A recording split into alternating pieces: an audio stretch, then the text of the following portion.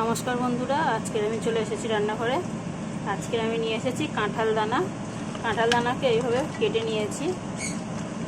কাঁঠাল দানা ভর্তা করব।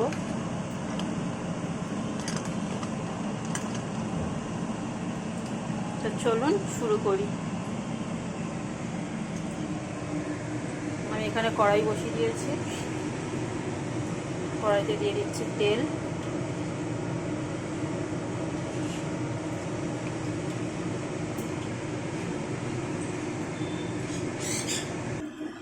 তেলটা গরম হয়ে গেছে, এখানে দিয়ে দিচ্ছি দুটো শুকনো লঙ্কা।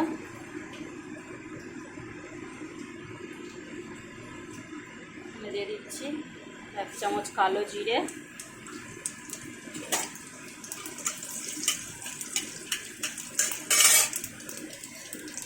একটা ছোট মতো পেঁয়াজ।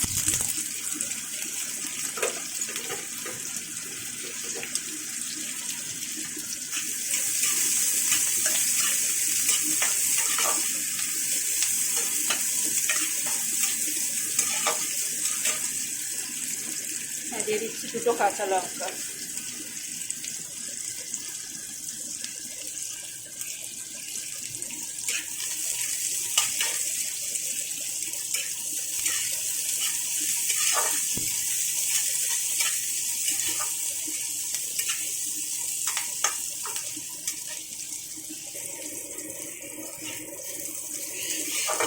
পেঁয়াজটাকে হালকা করে ভেজে নিয়েছি।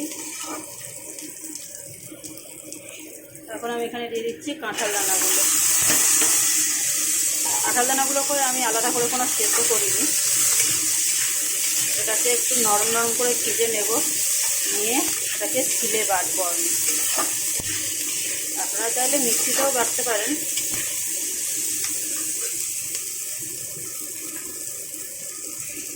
এখানে দিয়ে দিচ্ছি একটু হলুদ গুঁড়ো,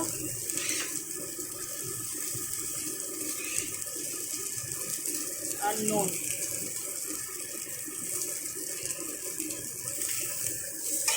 নুনটা অবশ্যই স্বাদ অনুযায়ী দিতে হবে, যতটা লাগবে।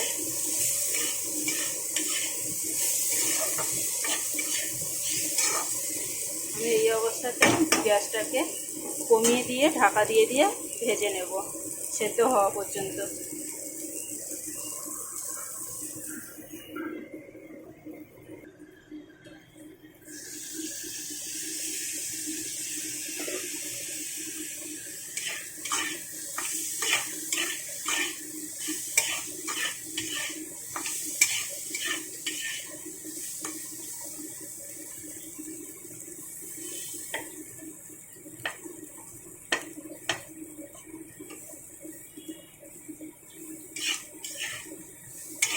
কাঁঠাল দানাটা অনেকটাই ভাজা হয়ে গেছে।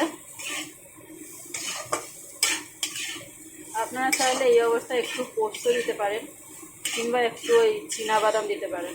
আমি এখানে একদম প্লেন বানাচ্ছি।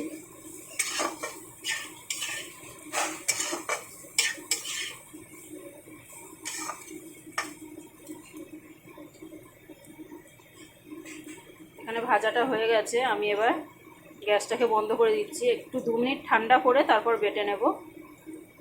বাটার পরে দেখাচ্ছি।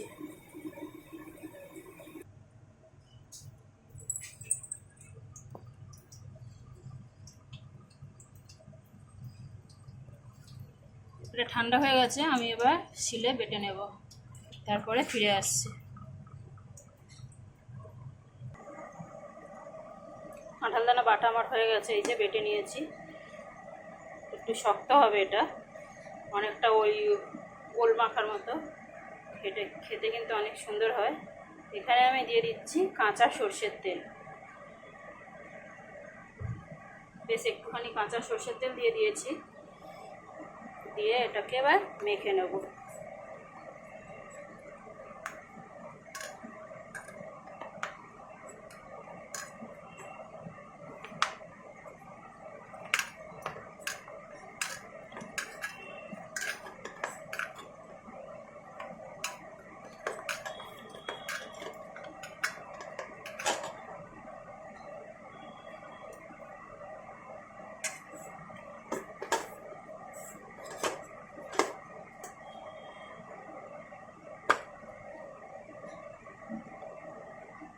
বন্ধুরা, আমার কাঁঠাল দানা বাটা হয়ে গেছে, আমার রেসিপিটা শেষ হয়ে গেছে।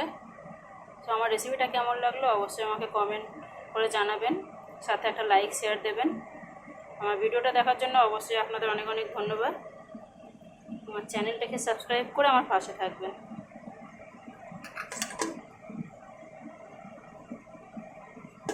তো ধন্যবাদ বন্ধুরা, আজ তাহলে আসি, টাটা।